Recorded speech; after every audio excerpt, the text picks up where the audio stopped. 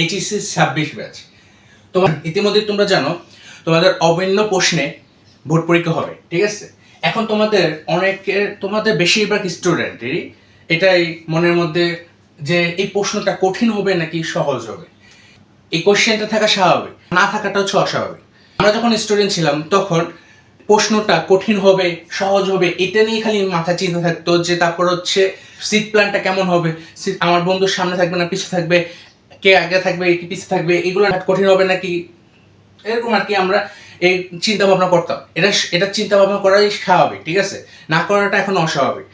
এখন তোমাদের সামনে যেহেতু পরীক্ষা, এখন তোমাদের কোশ্চেন যে অভিন্ন প্রশ্নে হচ্ছে, এখন এটা আমাদের সহজ হবে নাকি কঠিন হবে অনুযায়ী আজকে একটু এই ভিডিওটা দেখতে পারো, যদি আমার অপিনিয়নটা জানাবো, আজকে জাস্ট অপিনিয়নটা জানাবো, ঠিক আছে।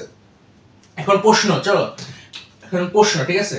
তোমাদের প্রশ্নটা কেমন হবে, ধরো প্রশ্নটা ভাইয়া টিপিক্যাল হবে, মানে এটা প্রশ্নটা হবে টিপিক্যাল।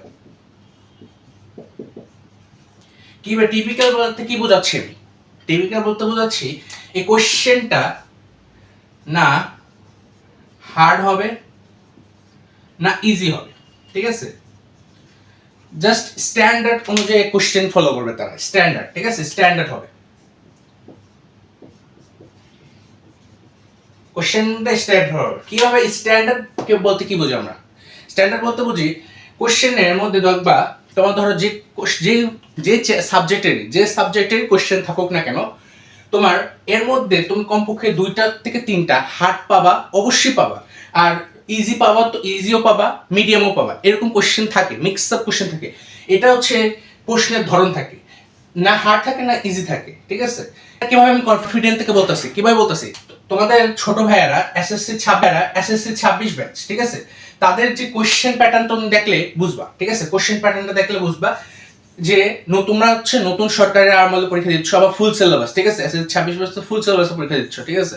তো এটা তো কোনো ভয় পাওয়ার কিছু নেই, এসএসসি 26 ব্যাচের কোশ্চেন দেখলে বুঝবা তাতে একটা স্ট্যান্ডার্ড প্যাটার্ন ফলো করছে, স্ট্যান্ডার্ড প্যাটার্নটা ফলো করছে, না কঠিন করে নেই না সহজ করে নেই। এখন তোমাদের আরেকটা কোশ্চেন থাকে যে আমাদের এই কোশ্চেনটা দেখো, এই যে অভিন্ন কোশ্চেন করবে, এটা কি আমাদের লাভ হবে কিনা লস হবে?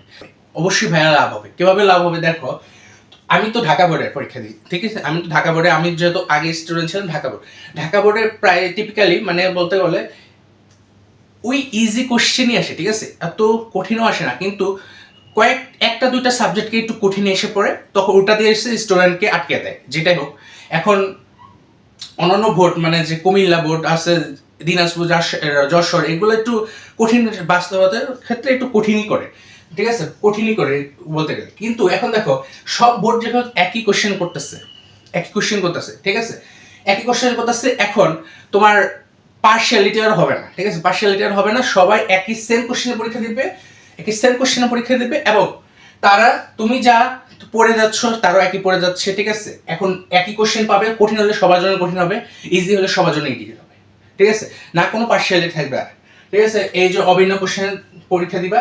আর নতুন সরকার যেহেতু সবাই চায় যে একটু এ প্লাস পাশের সংখ্যাটা একটু বাড়ানো, ঠিক আছে, এটা তারা সবাই চায়।